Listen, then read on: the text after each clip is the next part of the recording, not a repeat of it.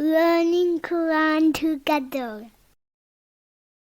بسم اللہ الحمدللہ والصلاۃ والسلام علی رسول اللہ۔ سورہ انعام آیت 159۔ ان الذین فرقوا، بے شک وہ جنہوں نے فرقہ فرقہ کر دیا، دینہم اپنے دین کو، وکانوا شیعاً اور گروہ گروہ بن گئے، لست منہم نہیں آپ ان سے، فی شیء کسی چیز میں۔ اللہ تعالیٰ نے ان لوگوں کو وارننگ دی ہے جنہوں نے دین میں فرقہ بندی کی اور ٹکڑے ٹکڑے ہو گئے اور ہر ایک نے اپنا نام رکھ لیا، مثلاً یہودیت، عیسائیت اور مجوسیت وغیرہ۔ یہ آیت دلیل ہے کہ دین اجتماعیت اور اکٹھے رہنے کا حکم دیتا ہے اور فرقہ بازی سے روکتا ہے۔ اللہ تعالیٰ نے نبی صلی اللہ علیہ وآلہ وسلم کو حکم دیا کہ آپ ان سے برات کا اظہار کریں جنہوں نے اپنے دین میں تفرقہ پیدا کیا۔ نہ آپ ان میں سے ہیں نہ وہ آپ میں سے ہیں، کیونکہ انہوں نے آپ سے دشمنی رکھی اور آپ صلی اللہ علیہ وآلہ وسلم اللہ تعالیٰ کی طرف سے جو دین لے کر آئے ہیں اس سے بھی دشمنی رکھی ہے۔ یہ آیت یہودیوں اور عیسائیوں کے بارے میں اتری، لیکن اس کا حکم عام ہے۔ اس میں ہر وہ شخص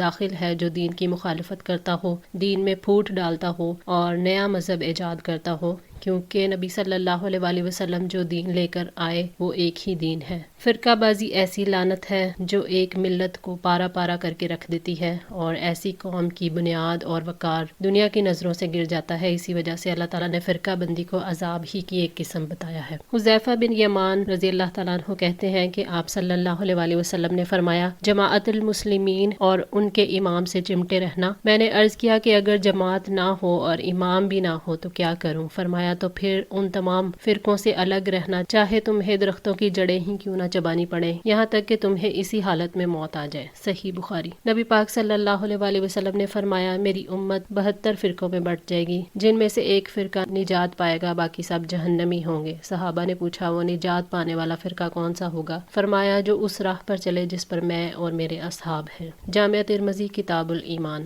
انما امرهم الی اللہ، یقیناً ان کا معاملہ اللہ تعالیٰ ہی کے حوالے ہے۔ ثم ینبئہم، پھر وہی ان کو بتائے گا، بما کانوا یفعلون، جو وہ کیا کرتے تھے، یعنی انہیں اللہ تعالیٰ کی طرف لوٹایا جائے گا، وہی انہیں ان کے اعمال کی جزا دے گا۔ اللہ تعالیٰ ان کے کاموں کے بارے میں انہیں آگاہ کرے گا۔ من جاء بالحسنۃ، جو نیکی لائے گا، فلہ عشر امثالھا، اس کے لیے اس جیسا 10 گنا ہوگا۔ یعنی نیک عمل چاہے اس کا تعلق قول سے ہو یا عمل سے، اس کا تعلق ظاہر سے ہو یا باطن سے، حقوق اللہ سے ہو یا حقوق العباد سے، اس کے لیے اس جیسا 10 گنا ہوگا۔ نیکیوں کی کئی گنا جزا میں یہ سب سے کم جزا ہے، جیسا کہ اللہ تعالیٰ نے فرمایا، من ذا الذی یقرض اللہ قرضا حسنا یضاعفہ لہ اضعافا کثیرہ واللہ یقبض ویبسط والیہ ترجعون۔ کون ہے وہ جو اللہ تعالیٰ کو قرض حسنا دے سو وہ اس کو بڑھا چڑھا کر اس کے لیے کئی گنا کر دے، اور اللہ تعالیٰ ہی تنگی اور کشادگی پیدا کرتا ہے اور اسی کی طرف تم لوٹائے جاؤ گے۔ سورہ البقرہ 245۔ نبی صلی اللہ علیہ وآلہ وسلم اپنے رب سے روایت کرتے ہیں کہ تمہارا عزت والا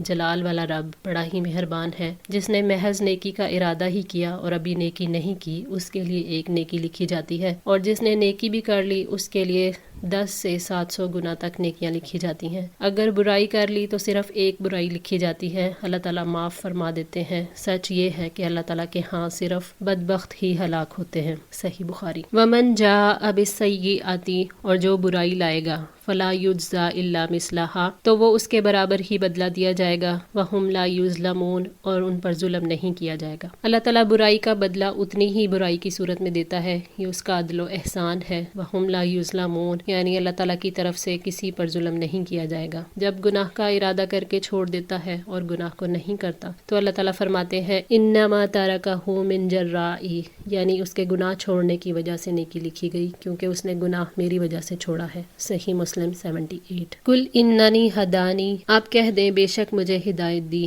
ربی میرے رب نے، الی صراط مستقیم، سیدھے راستے کی طرف۔ اللہ تعالیٰ نے نبی صلی اللہ علیہ وآلہ وسلم کو حکم دیا ہے کہ آپ ان بتوں کی بندگی کرنے والوں سے کہہ دیں کہ میرے رب نے مجھے سیدھے راستے کی ہدایت دی ہے، دیناً قیماً، درست دین کی، جو ایک مضبوط دین ہے، یہی وہ دین ہے جس پر سارے انبیاء چلے، جو معتدل ہے، صحیح اور نفع مند عقائد اور اعمال صالح پر مشتمل ہے۔ ملت ابراہیم، جو ابراہیم کی ملت ہے، حنیفن جو یکسو تھا۔ ملت ابراہیم اسلام ہی ہے۔ اللہ تعالیٰ سورہ نحل آیت 120 سے 123 میں فرماتے ہیں کہ ابراہیم ایک امت تھے، اللہ تعالیٰ کا فرما بردار اور ایک اللہ کی طرف ہو جانے والا، اور وہ مشرکوں میں سے نہ تھے۔ اللہ تعالیٰ کے انعامات کا شکر ادا کرنے والے تھے۔ اللہ تعالیٰ نے اسے منتخب کیا اور سیدھے راستے کی طرف اسے ہدایت دی، اور ہم نے اسے دنیا میں بھلائی دی، اور بلا شبہ آخرت میں وہ یقیناً نیک لوگوں میں سے ہوگا۔ پھر ہم نے آپ کی طرف وحی کی ہے کہ آپ ابراہیم کی ملت کی پیروی کریں، جو ایک اللہ تعالیٰ کی طرف ہو جانے والے تھے اور وہ مشرکوں میں سے نہیں تھے۔ حنیف وہ ہے جو یکسو ہو، جو زندگی کے ہر معاملے میں اپنا رخ اللہ تعالیٰ کی طرف کرے۔ وما کان من المشرکین، اور وہ مشرکوں میں سے نہیں تھے۔ ابراہیم علیہ السلام کے بارے میں اللہ تعالیٰ نے گواہی دی ہے کہ وہ کبھی بھی مشرک نہیں تھے، وہ اللہ تعالیٰ پر ایمان رکھنے والے اور اس کی عبادت میں اخلاص رکھنے والے تھے۔ کل آپ کہہ دیں، انا صلاتی، بے شک میری نماز، و نسکی، اور میری قربانی، و محیایا، اور میرا جینا، و مماتی، اور میرا مرنا، للہ رب العالمین، اللہ تعالیٰ کے لیے ہے جو جہانوں کا رب ہے۔ یہاں دو عبادات کا ذکر ان کے فضل و شرف کی وجہ سے کیا گیا ہے کہ یہ دونوں عبادات اللہ تعالیٰ سے محبت، دین کو اس کے لیے خالص کرنے اور قربانی کے ذریعے اس کا قرب حاصل کرنے پر دلیل ہے۔ قربانی سے مراد ہے کہ مال وغیرہ جو انسان کے نفس کو محبوب ہے، اس ہستی کے لیے خرچ کرنا جو اس کو سب سے زیادہ محبوب ہے، یعنی اللہ تعالیٰ۔ جس نے اپنی نماز اور قربانی کو اللہ تعالیٰ کے لیے خالص کر لیا تو اس نے اپنے تمام اعمال اور اقوال کو اللہ تعالیٰ کے لیے خالص کر لیا۔ اللہ تعالیٰ نے فرمایا فَصَلِّ لِرَبِّكَ وَانْحَرْ، بس آپ اپنے رب کے لیے نماز پڑھیں اور قربانی کریں۔ سورہ الکوثر آیت 2۔ وَمَحْیَایَ وَمَمَاتِی، میرا جینا یعنی جو کچھ میں اپنی زندگی میں کرتا ہوں، اور میرا مرنا یعنی اللہ تعالیٰ میرے لیے مقرر کرے گا، للہ رب العالمین، اللہ تعالیٰ کے لیے ہے جو جہانوں کا رب ہے۔ میری عبادت اور قربانی میں اللہ تعالیٰ کے لیے اخلاص ہے۔ جو شخص بھی اللہ تعالیٰ کی رحمت پانا چاہتا ہے، اسے اپنی عبادت کو اللہ تعالیٰ کے لیے خالص کرنا چاہیے، اسے قربانی کی سطح پر اللہ تعالیٰ سے تعلق قائم کرنا چاہیے۔ اللہ تعالیٰ کے لیے جینا اور موت بھی اس حال میں آنی چاہیے کہ وہ اللہ تعالیٰ کا بندہ بنا ہوا ہو۔ لا شریک لہ، اس کا کوئی شریک نہیں۔ وبذالک امرت، اور مجھے اسی کا حکم دیا گیا ہے۔ وانا اول المسلمین، اور میں سب سے پہلا فرما بردار ہوں۔ شرک سے پاک زندگی کی دعوت ہے، اس لیے کہ اس کا کوئی شریک نہیں۔ میرے رب نے مجھے اس کا حکم دیا ہے کہ میں اس حکم پر عمل کیے بغیر اس ذمہ داری کو پورا نہیں کر سکتا۔ وانا اول المسلمین، یعنی میں امت میں سب سے پہلے اللہ تعالیٰ کی فرما برداری کرنے والا مسلمان ہوں۔ انسان کو اپنی زندگی اللہ تعالیٰ کی اطاعت میں گزارنے کی دعوت دی جا رہی ہے، اور یہی اصل کامیابی ہے۔ کل اغیر اللہ،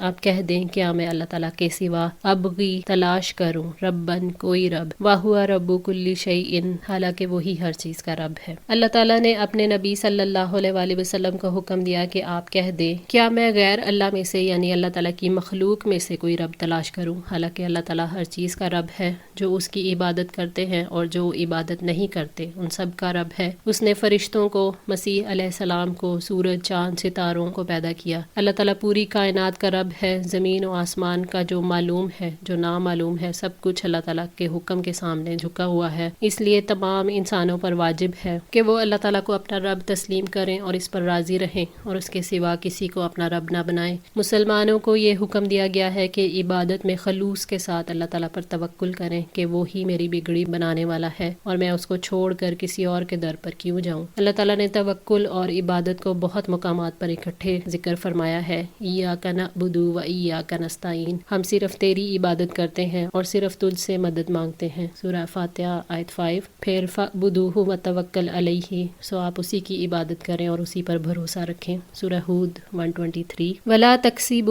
اور نہیں کماتا، کل نفس، کوئی نفس، الا علیہا، مگر اسی پر ہے، یعنی ہر شخص کا معاملہ اس کا ذاتی معاملہ ہے، اجر بھی اس کا، سزا بھی اسی کی۔ ہر شخص اپنا بوجھ خود اٹھائے گا، یہ اللہ تعالیٰ کا عدل ہے۔ ولا تزر، اور نہیں بوجھ اٹھائے گی، وازرۃ، کوئی بوجھ اٹھانے والی، وزر اخری، بوجھ کسی دوسرے کا۔ ہر شخص اپنے کیے کا خود ذمہ دار ہے۔ کوئی شخص نہ کسی کے انعام میں شریک ہو سکتا ہے، نہ ہی سزا میں۔ اگر کوئی شخص کسی کی گمراہی کا سبب بنا تو اسے سبب بننے کا بوجھ اٹھانا ہوگا، اور گناہ کرنے والے کے بوجھ میں کمی نہیں ہوگی۔ اللہ تعالیٰ نے فرمایا لہا ما کسبت و علیہا مکتسبت، اسی کے لیے جو اس نے نیکی کمائی اور اسی پر ہے جو اس نے برائی کمائی۔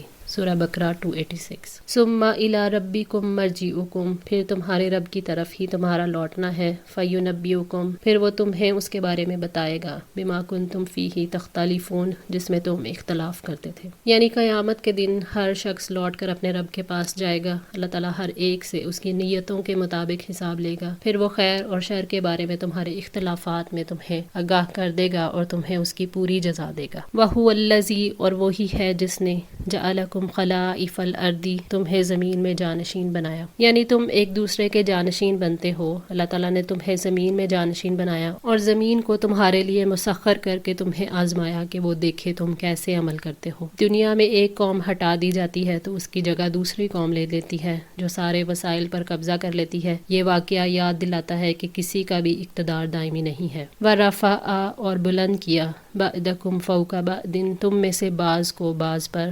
درجات میں۔ اللہ تعالیٰ نے انسانوں کو قوت، رزق، عافیت اور تخلیق میں ایک دوسرے پر فوقیت دی ہے۔ ابو ہریرہ رضی اللہ تعالیٰ عنہ سے روایت ہے کہ نبی صلی اللہ علیہ وآلہ وسلم نے فرمایا کہ جب تم میں سے کوئی شخص ایسے شخص کو دیکھے جو مال اور شکل و صورت میں اس سے بڑھ کر ہے تو اس کو بھی دیکھ لے جو اس سے کم ہے۔ مشکوٰۃ المصابیح 447۔ لیبلوکم، تاکہ وہ تمہیں آزمائے، فیما آتاکم، اس میں سے جو اس نے تمہیں عطا کیا۔ انسانوں کو ایک دوسرے پر فضیلت دینے کی وجہ یہ ہے کہ خوشحال کا شکر اور بدحال کا صبر معلوم ہو جائے۔ فراغی اور تنگی ہر حال میں آزمائش ہے۔ نبی صلی اللہ علیہ وآلہ وسلم نے فرمایا، یاد رکھو دنیا میٹھی اور سرسبز و شاداب ہے، اور یہ بھی یاد رکھو کہ اللہ تعالیٰ تمہیں اس میں صاحب اختیار بنا کر دیکھے گا کہ تمہارا طرز عمل کیا رہتا ہے، لہٰذا تمہیں دنیا میں پھونک پھونک کر قدم رکھنا چاہیے اور عورتوں سے کافی محتاط رہنا چاہیے۔ اسرائیلیوں میں پہلا فتنہ عورتوں ہی کی وجہ سے ہوا تھا۔ مسند احمد۔ اللہ تعالیٰ نے درجات کا فرق رکھا ہے ان چیزوں کا امتحان لینے کے لیے جو اللہ تعالیٰ نے انسان کو عطا کی ہیں۔ ان ربک،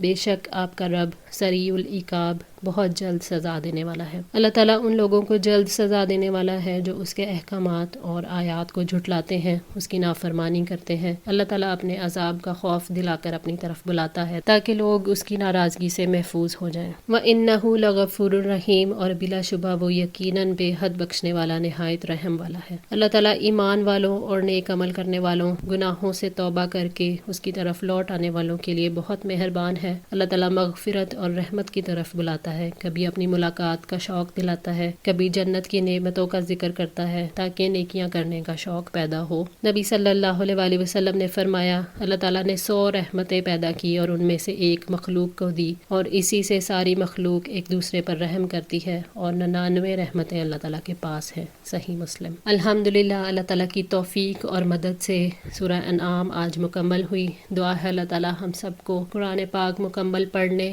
سمجھنے اور عمل کرنے کی توفیق عطا فرمائے، ہماری غلطیوں کو معاف فرما کر ہماری اصلاح فرمائے۔ جزاکم اللہ خیر، والسلام علیکم ورحمۃ اللہ وبرکاتہ۔